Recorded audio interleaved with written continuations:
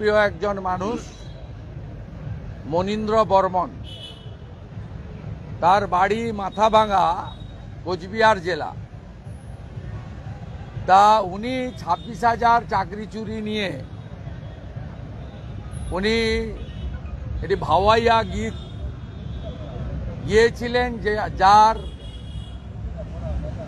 মানে 1 কোটির বেশি ভিউয়ার্স হয়েছে এবং নেট দুনিয়া বা সোশ্যাল মিডিয়াতে খুব পপুলার হয়েছেন। মমতা পুলিশ এই রাজবংশী সমাজের অত্যন্ত প্রিয় লোকশিল্পীকে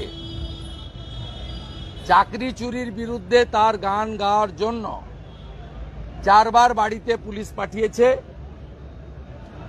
গ্রেপ্তার করতে চায়। উনাকে টেলিফোনে মাথাভাঙা পুলিশ বলেছে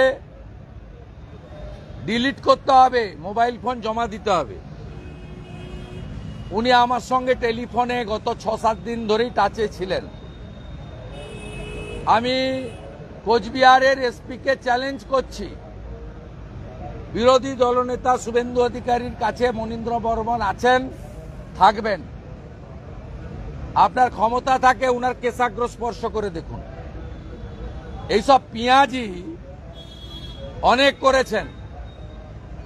মাথাভাঙার আইসি কোচবিহারের এসপির বেতনটা কোনো পিসি ভাইপো দেয় না, ট্যাক্সের টাকায় পান।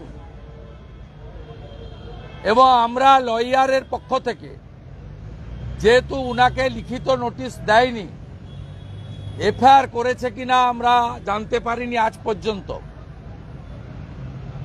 আমরা লয়ারের পক্ষ থেকে আজকেই মেল করব মাথাভাঙা থানায় এবং এসপি কোচবিহারকে, যদি কোনো অভিযোগ থাকে বা এফআইআর করে থাকেন কপি ফরওয়ার্ড করতে।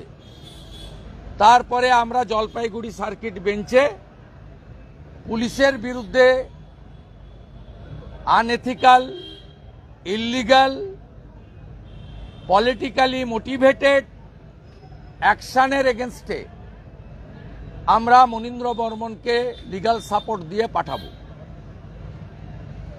তাই আমি এই পয়েন্টটা আপনাদের মাধ্যমে গোটা রাজ্যে মনীন্দ্র বর্মনকে নিয়ে আমি নিজেই শতাধিক ফোন এবং হোয়াটসঅ্যাপ মেসেজ পেয়েছি, অন্যরাও পেয়ে থাকতে পারেন।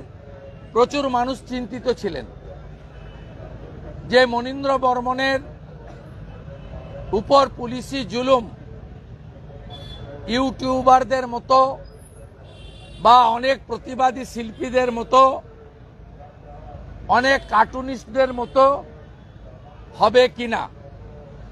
আমি সমগ্র রাজ্যের প্রতিবাদী জনগণ এবং মনীন্দ্র বর্মনকে নিয়ে যারা উদ্বেগে ছিলেন তাদেরকে জানাতে চাই যে তিনি রাজ্যের বিরোধী দলনেতার কাছে আছেন, থাকবেন, তাকে প্রয়োজনীয় সমস্ত রকম সাপোর্ট দেব।